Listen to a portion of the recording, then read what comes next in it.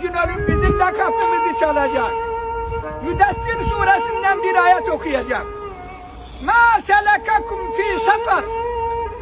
Bakın, ahirette mahşerde hesaptan sonra bir kısım insanları cehenneme götürüyorlar.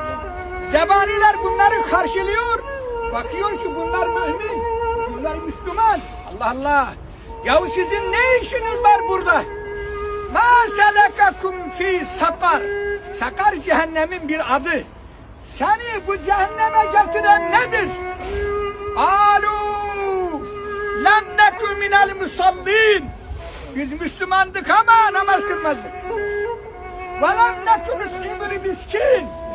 Biz Müslümandık ama fakir fukaraya yedirip içirmezdik. Zekat sadaka vermezdik. Ve kunnâ nekûdû me'al hâidîn. Uymuştuk kalabalığa. Daldık bataklığa, delalete. Ey benim kardeşim, ölüm var, ölüm.